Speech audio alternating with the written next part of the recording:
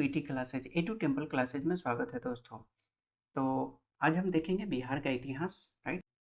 मौर्य साम्राज्य के संस्थापक कौन है, तो हमने डिस्कस करा है। चंद्रगुप्त मौर्य ने किसको हराया था? धनानंद को हराया था। मौर्य साम्राज्य की राजधानी कहाँ थी? पाटलिपुत्रा में। और मौर्य साम्राज्य ने चंद्रगुप्त मौर्य ने मगध की सत्ता किसकी सहायता से प्राप्त की थी? जिसको चाणक्य यानी विष्णुगुप्त कहते हैं। मौर्य साम्राज्य की स्थापना कब हुई थी? This is very very important. 320 ईस्वी पूर्व में, राइट। 300 यहाँ पे एक इंपॉर्टेंट चीज आपको याद रखना है कि 320 ईस्वी पूर्व में, राइट, मौर्य साम्राज्य की स्थापना हुई। और 320 ईस्वी पूर्व यानी ये एडी है और ये बीसी है, राइट। तो 320 ईस्वी में गुप्त वंश की स्थापना हुई थी, राइट। उसके बाद मूव करते यूनानी दूत मेगास्थनीज किसके दरबार में पाटलिपुत्र आया था? तो आंसर होगा चंद्रगुप्त मौर्य। मेगास्थनीज ने किस पुस्तक की रचना की थी? तो इंडिका की रचना की थी, जिसमें पाटलिपुत्र के बारे में जिक्र किया गया है। मेगास्थनीज का पाटलिपुत्र आगमन कब हुआ था? तो 315 ईस्वी पूर्व में मेगास्थनीज पाटलिपुत्र आए थे। चंद्रगुप्त मौर्य के दरबार में मेगास्थनीज को भेजने वाला शासक का नाम क्या था? सेल्यूकस ने चंद्रगुप्त मौर्य के दरबार में मेगास्थनीज को भेजा था। और मेगास्थनीज ने चंद्रगुप्त के दरबार में रह करके पूरे पटना को विजुअलाइज किया और उसके बाद उसने एक बुक लिखा में इंडिका, राइट। किस शासक के शासनकाल के समय पर मगध पर 12 वर्षों का भीषण अकाल पड़ा था? तो चंद्रगुप्त मौर्य के शासनकाल में।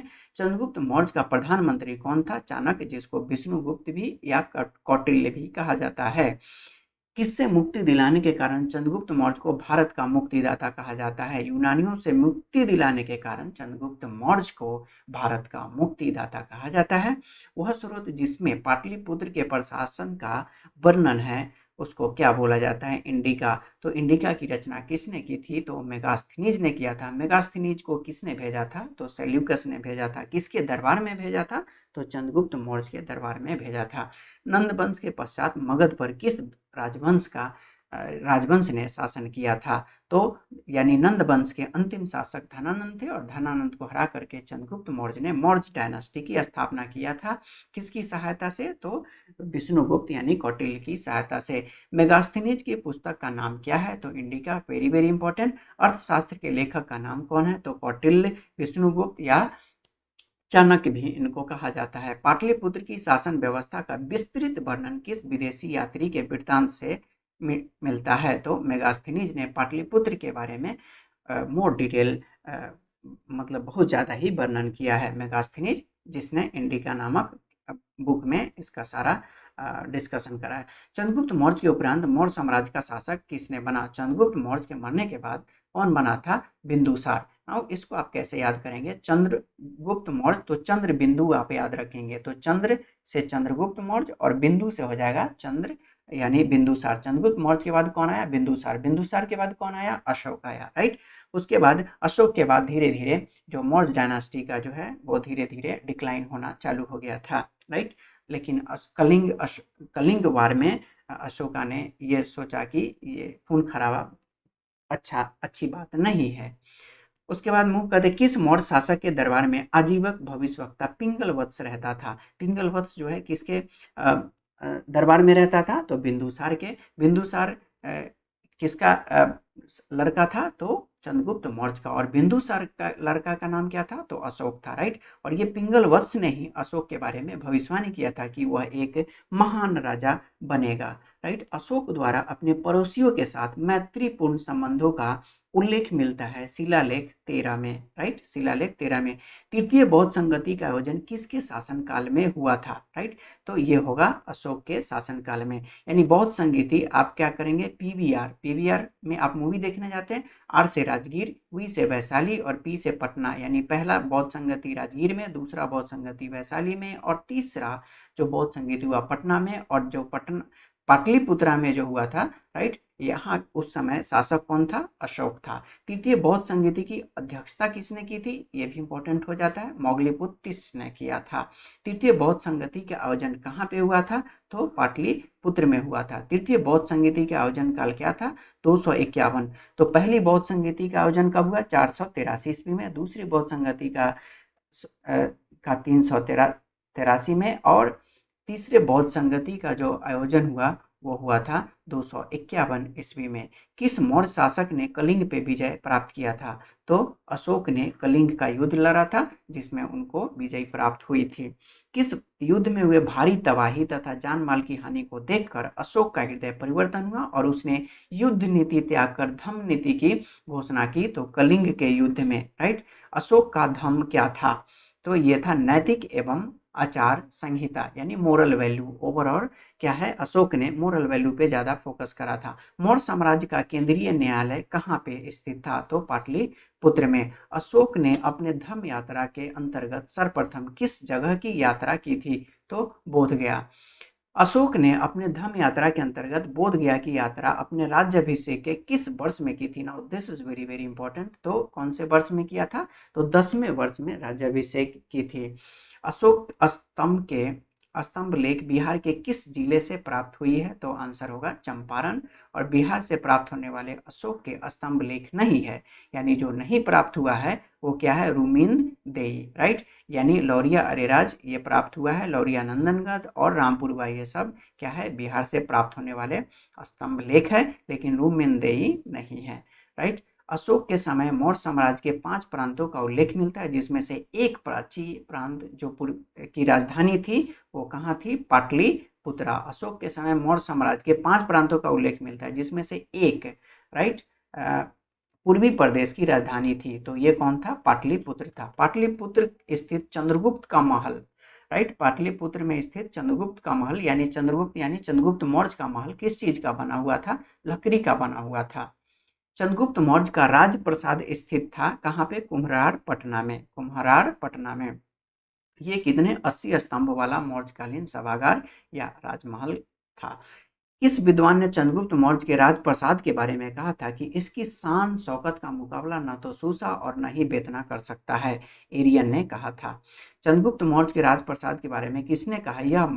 यह प्रसाद जो है मानव कृति नहीं वरन देवों द्वारा यानी भगवान द्वारा निर्मित है। किसने कहा था? तो फाहियान ने कहा था।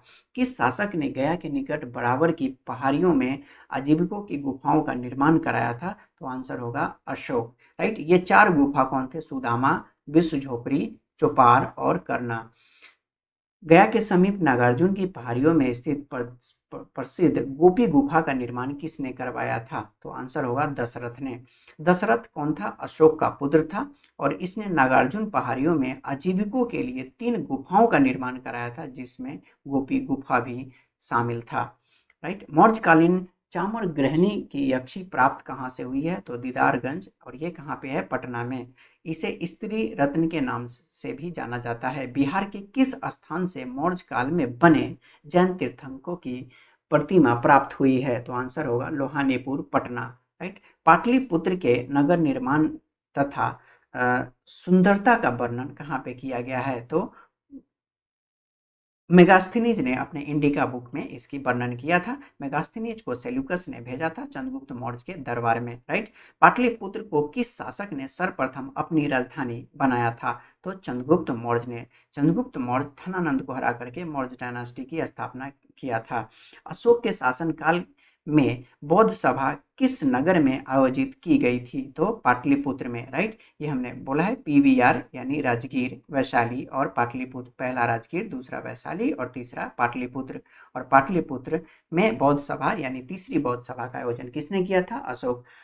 किसके शासनकाल में मिस्र के राजा फिलाडेल्फस टॉलमी द्वितीय ने डियानिसियस नामक राजदूत को पाटलिपुत्र भेजा था? तो बिंदुसार, राइट। तो हमने आपको बताया था चंद्रबिंदु याद रखेंगे आप, राइट। मौर्य डायनास्टी का क्या होगा? चंद्रबिंदु, यानी चंद्र से हो जाएगा चंद्रगुप्त मौर्य, बिंदु से बिंदुसार, और बिंदुसार का लड़का था अशोक, और अशोक का लड़का कौन था? दशरथ, राइट। किस विद्वान के अनुसार चंद्रगुप्त मौर्य ने पॉलीब्रेथस पाटलिपुत्र नामक धारण उपनाम धारण किया था? तो आंसर होगा स्ट्रैबो, स्ट्रैबो या स्ट्रैबो। यूनानी दूत डिमोल्किस का आगमन मगध के किस शासक के दरबार में हुआ था? तो आंसर होगा बिंदुसार के, राइट। केवल वह स्तंभ जिसमें अशोक ने स्वयं को मगध का सम्राट बताया है? तो आंसर होगा भाब्रू स्तंभ, यानी भाब्रू स्तंभ में अशोक ने स्वयं को मगध का सम्राट बताया था। बराबर की गुफाओं का उपयोग किसने आश्रय गृह के रूप में किसने आश्रय गृह के रूप में किया था? आजीविकों के लिए बराबर की गुफाएं का निर्माण किया गया था। अशोक की राजधानी कहाँ थी? तो अशोक ने अपनी राजधानी पाटलिपुत्र को बनाया था। मौर्य काल में पाटलिपुत्र का प्रशासन 30 नागरिकों की सभा संचालित करती थी, जो 5 सदस्यों की 6 समितियों में संगठित थी। यह कथन किसका है? तो मेगास्थनीज। मेगास्थनीज ने इंडिका नामक बुक में इसकी चर्चा विस्तार से की है। मौर्य प्रशासन के संबंध में कौन सा कथन सही है? यह केंद्रीयकृत था, सेंट्रलाइज था, यस। करों का बोझ अधिक था, यस। प्रशासन तंत्र कठोर था, यस, सही था, राइट। उसके बाद अशोक के संबंध में कौन सा कथन सही है? उसने धर्म की नीति अपनाई, हाँ, यस। उसने विदेशों से संबंध स्थापित किए, हाँ जी। उसने प्रजा हित और कल्याण के उपाय किए, हाँ जी। तो ये तीनों के तीनों आंसर ऑप्शन सही है। देवनामपिया के नाम से किस शासक ने अपने आप को संबोधित किया था? देवनामपिया किसको कहा जाता था? अशोक को, राइट। धम्म महामात के कार्य क्या होते थे? तो धम्म नीति या क्रियान्वयन, यस, ओके। लोगों के बीच दान वितरण करना, यह भी था धम्म महामात के कार्य। और जन कल्याण के उपाय करना, यानी तीनों के तीनों धर्म नीति, लोगों के बीच दान वितरण करना और जन कल्याण के उपाय करना, ये धम्म महामात के कार्य थे। मौर्यकालीन प्रशासन में राजूक के कार्य क्या थे? राजूक, राइट। मौर्य काल में राजूक का कार्य क्या था? तो न्याय को दिलवाना, न्यायिक, जुडिशरी, ग्रामीण प्रशासन और राजस्व विभाग, राइट, यानी revenue department, rural administration and judiciary. मौर्यकालीन विद्वानों में किनका नाम आता है? राइट। तो आंसर होगा कौटिल्य। मौर्यकाल, कौटिल्य जिसको विष्णुगुप्त और चाणक्य भी कहा जाता है, राइट। उसके बाद पाणिनि, राइट। पाणिनि ने अष्टाध्यायी की रचना की थी। अष्टाध्यायी की रचना किसने की थी? पाणिनि ने। और उपावर्ष इसने भी, यानी ये तीनों जो है विद्वान, वो मौर्यकालीन विद्वानों की कैटेगरी में आता है। कौटिल्य, पाणिनि और उपावर्ष। मौर्यकालीन स्थापत्य के सुंदर उदाहरण क्या है? तो यहाँ पे अगर आप देखेंगे तो एक तो पाटलिपुत्र स्थित राजप्रसाद के अवशेष, यस। और दीदारगंज की यक्षी, यस। और बराबर की गुफाएं, हाँ, ये भी है। मौर्यकालीन राजगीर की सोन भंडार गुफा, तो obviously this would be not the answer, okay, तो ये नहीं है। मूव करते हैं। अशोक की धम्म नीति की जानकारी मिलती है कहाँ से? तो अशोक के धम्म नीति की जानकारी द्वितीय स्तंभ लेख से, 7वें शिलालेख से और द्वादश शिलालेख से, राइट, यानी उपयुक्त सभी से हो जाएगा ये। अशोक के किस शिलालेख में दान और धम्म दान के अंतर को स्पष्ट किया गया है? यानी अशोक का जो शिलालेख है, दान और धम्म दान के अंतर को स्पष्ट किया गया है 9वें शिलालेख में, राइट, 9वें शिलालेख में इसका उल्लेख किया गया है। मौर्य साम्राज्य के पतन में कौन सा कारण शामिल नहीं है? तो आर्थिक संकट, राइट। तो मौर्य साम्राज्य का पतन जो हुआ था विदेशी आक्रमण की वजह से हुआ था, अयोग्य शासक की वजह से हुआ था और प्रांतीय विद्रोह की वजह से भी हुआ था, राइट। लेकिन आर्थिक संकट नहीं था, यानी मौर्य साम्राज्य का इकोनॉमिक जो सिचुएशन था वो बहुत ही स्ट्रांग था। तो ये एक रीजन नहीं था मौर्य साम्राज्य के पतन होने का कारण, राइट। मौर्य साम्राज्य के उपरांत मगध पर किस वंश का शासन हुआ? राइट, तो आंसर होगा शुंग वंश का, राइट। तो यहाँ पे हम देखेंगे कि धनानंद जो था वो नंद डायनास्टी का अंतिम शासक था और धनानंद को हरा करके मौर्य साम्राज्य की स्थापना हुई। और मौर्य साम्राज्य के बाद किस डायनास्टी की स्थापना हुई? शुंग डायनास्टी की स्थापना हुई, राइट। और शुंग वंश के संस्थापक कौन था? तो पुष्यमित्र शुंग था। किस शुंग शासक ने पाटलिपुत्र में स्थित कुक्कुटराम विहार को 3 बार नष्ट कराने का प्रयत्न किया था? तो पुष्यमित्र शुंग ने, राइट। पाटलिपुत्र पर यवन डेमेट्रियस का आक्रमण किस वंश के शासन के समय में हुआ था? तो शुंग वंश के शासन काल में। पाटलिपुत्र पर डेमेट्रियस का आक्रमण कब हुआ था? तो 185 ईस्वी पूर्व में, राइट। कब हुआ था? पाटलिपुत्र पर डेमेट्रियस का आक्रमण हुआ था 185 ईस्वी पूर्व में। मगध में प्रथम ब्राह्मण राज्य स्थापित किसने किया था? तो पुष्यमित्र शुंग ने, राइट। शुंग वंश के पतन के बाद मगध पर किस वंश का शासन हुआ था? तो आंसर हो जाएगा कानव वंश, राइट। कानव वंश का शासन 75 ईस्वी पूर्व से 30 ईस्वी पूर्व तक रहा, राइट। तो यहाँ पे आ जाएगा नंद डायनास्टी के बाद आया चंद्रगुप्त मौर्य। मौर्य डायनास्टी के बाद कौन सा आया? शुंग वंश, राइट। और शुंग वंश के बाद कौन सी डायनास्टी आया? कानव वंश, राइट। कानव वंश के संस्थापक का नाम क्या था? तो वसुदेव। कानव वंश के संस्थापक का नाम क्या था? वसुदेव। देव। शुंग वंश का अंतिम शासक देवभूमि की हत्या कर उसके सचिव वसुदेव ने मगध में कानव वंश की स्थापना कर डाली थी। राइट, कानव वंश की सत्ता समाप्त की थी किसने? आंध्र सातवाहनों ने। कानव वंश के उपरांत पाटलिपुत्र पर कुछ समय के लिए किस वंश के राजाओं ने शासन किया था? तो मिद्र वंश के राजाओं ने शासन किया था। शुंग कला के उत्कृष्ट नमूने बिहार के किस स्थान से प्राप्त हुए हैं? तो आंसर होगा बोध गया। कनिष्क ने पाटलिपुत्र के किस बौद्ध विद्वान को अपने दरबार में प्रश्रय दिया था? तो अश्वघोष। राइट, कनिष्क पाटलिपुत्र के राजा को बुरी तरह परास्त किया और हर्जाने के रूप में यहाँ से अश्वघोष और बुद्ध का भिक्षा पात्र तथा एक अद्भुत मुर्गा ले गया था। मगध पर शासन करने वाले राजवंश का सही क्रम क्या है? तो मगध पर जो शासन करने वाले राजवंशों का सही क्रम जो है, Haryanka dynasty, Shishunaga dynasty, Nanda dynasty, Maurya dynasty, Shunga dynasty और कानव डायनेस्टी। तो हर्यक डायनेस्टी की स्थापना किसने किया था? बिंबिसार ने। शिशुनाग डायनेस्टी की स्थापना किसने किया था? राइट, और नंद डायनेस्टी के अंतिम रूलर जो था वो कौन था? धनानंद थे, और महापद्म नंदा ने इसकी स्थापना किया था। और मौर्य साम्राज्य के संस्थापक चंद्रगुप्त मौर्य और शुंग के संस्थापक पुष्यमित्र शुंग और कानव डायनेस्टी का जो संस्थापक था वो थे वसुदेव। राइट, शुंग वंश की राजधानी कहाँ पे थी? तो पाटलिपुत्र में। कानव वंश की राजधानी कहाँ थी? तो पाटलिपुत्र में। और कलिंग शासक खारवेला ने मगध पर आक्रमण कब किया था?